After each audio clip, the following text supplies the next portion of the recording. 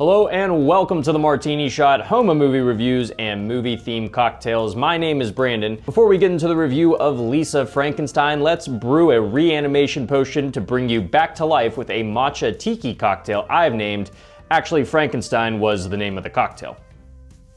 If you too find yourself struggling to wake up and profess your feelings to that goth geek in your life, then boy do I have a hell of a concoction for you. Brewed in the likeness of the Frankenstein monster, or at least the most well-known image, this is a big green cocktail packed with 3 different types of rum, some delicious fruit juices, and a handy handful of matcha to shock your system and wake you up. Let's get into it. This is gonna be a shaken cocktail, so go ahead and grab a shaker. First, we are gonna be starting with our non-alcoholic ingredients. Kicking things off with some coconut milk at 1 ounce, 3/4 ounce of lime juice, 3/4 ounce of orange juice, and 3/4 ounce of pineapple juice. Follow that up with 1 ounce of vanilla syrup and about half a teaspoon of matcha powder. And now for our 3 rums. First, we're gonna be starting with a banana rum at half an ounce. Following that up with half an ounce of a overproof rum, and then 2 ounces of a darker rum of your choice. I'm gonna be using plantation for this. All right, let's throw some ice in that shaker and shake to chill. Once you're done shaking, go ahead and strain that over some fresh ice in a tiki glass, and then feel free to garnish with a few sprigs of mint. And there you go, now you have, actually, Frankenstein was the name of the cocktail. I think this is a really fun blend of bright fruity notes and also a little bit of earthiness. The juices pair so well alongside the 3 different types of rum. They're definitely apparent in this drink. You are definitely gonna notice them. And they all come together to create this nice, almost kind of like creamy flavor that's exemplified through that coconut milk, makes it nice and creamy, nice and sweet. Like I said, it's bright up front, but as you kind of finish each sip, you're gonna start to notice a little bit more of the matcha. You get that slight taste of tea, but it's never really overpowering. It's not really that bitter. And overall, it just feels right at home alongside some of these brighter flavors. You'll find a lot of similarities to a pina colada with this, but with the little extra added notion of the matcha, it makes for a slightly different, but a very welcome riff on a classic. Now that we have our drink, let's jump right into the review of Lisa Frankenstein. Frankenstein.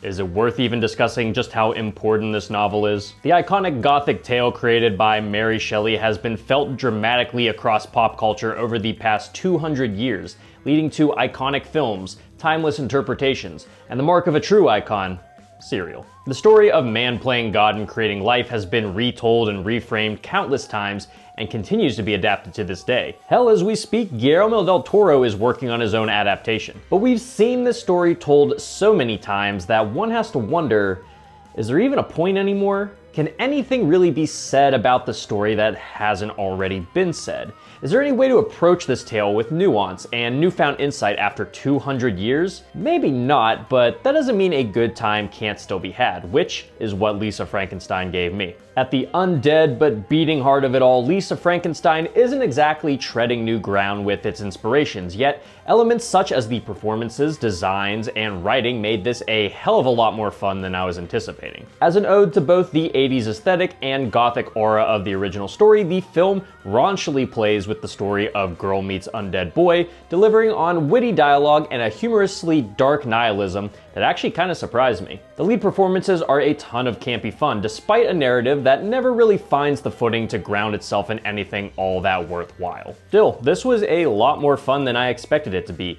And out of the 10 or so new films I've had to slog through so far this year, this is certainly my favorite. In Lisa Frankenstein, an outcast teen drawn to the morbid and the vintage one day finds her life upended by the reanimated corpse of a man whose gravesite she frequently visited. The arrival of this zombie takes her down a path of love, self-discovery, and murder. The good old high school experience. This familiar story is directed by Zelda Williams in her feature debut, with a script penned by Diablo Cody, who you may know from films like Juno and Jennifer's Body. I think Williams shows a decent amount of promise here, demonstrating enough competency from the director's chair, but not exactly establishing a super intriguing visual identity. Diablo Cody's script thankfully manages to do a lot of the heavy lifting, actually managing to thrive within the confines of a PG-13 rating. I'm definitely not a fan of PG-13 horror, often often finding it toothless and neutered. Despite that, Cody's script does find ways to dance around that rating while embracing the vibe of the sillier horror comedies of yesteryear. What the film lacks in blood or uncomfortable body horror is made up for with incredibly witty dialogue and moments that ever so slightly put pressure on the seams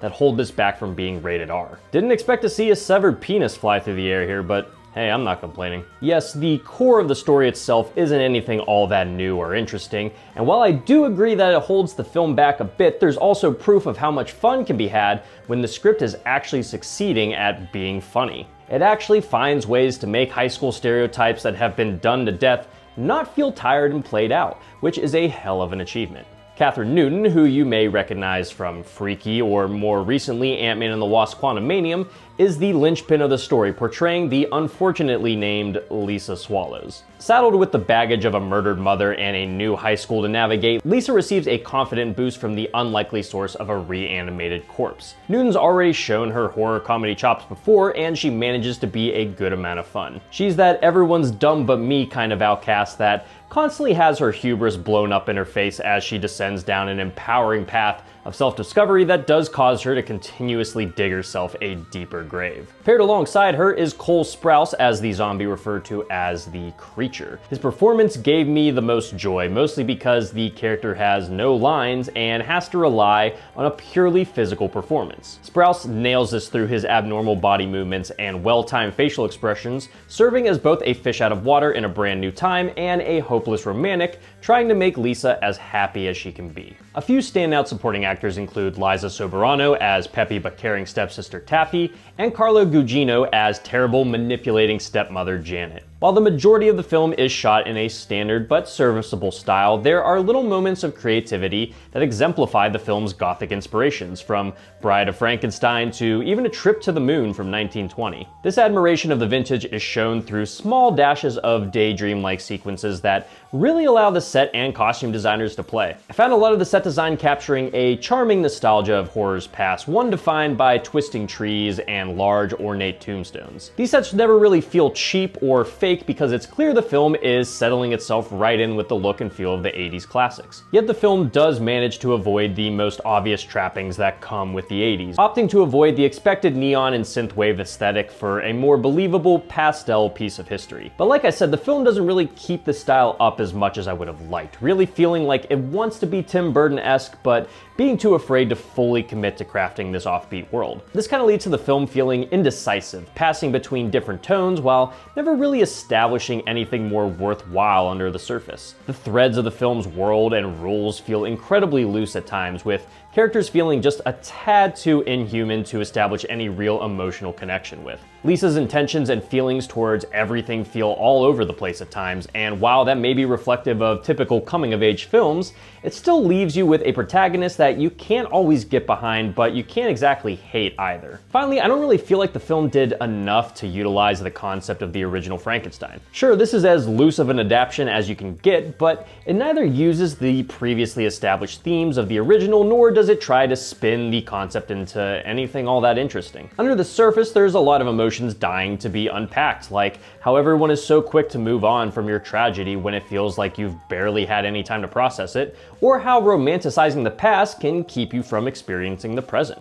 None of these ideas are ever really brought full circle, which is a shame because the film is often quite clever at times with its jokes and setups, but ultimately struggles with its execution. The writing and performances are the saving grace of a film that either doesn't fully know what it wants to be or isn't trying hard enough to achieve it. I can respect its edgy, ratings-pushing demeanor and its morbid humor, but I can't help but feel there was a darker, meaner, possibly more poignant film underneath dying to breach the surface. Even with its shortcomings, I still think this is a pretty fun time to indulge in the familiar and enjoy the simplicity. It needs a few more body parts to become whole, but there's way worse films delivered onto us by January and February, and I definitely think this is worth your time if it sounds up your alley. For my rating, I'm giving this film 3 severed ears out of 5. Guys, thank you so much for tuning in to this episode of The Martini Shot. If you saw Lisa Frankenstein, let me know what you thought about it down in the comments. And if you like what you saw here and would like to see more, don't forget to like, subscribe, and follow me across all social media channels. Those links are down in the description below. If you enjoy movie reviews and movie-themed cocktails, be sure to check out my website, martinishot.blog. Until next time, thank you again for watching. I will see you in the next one. Live deliciously, but please remember to drink responsibly.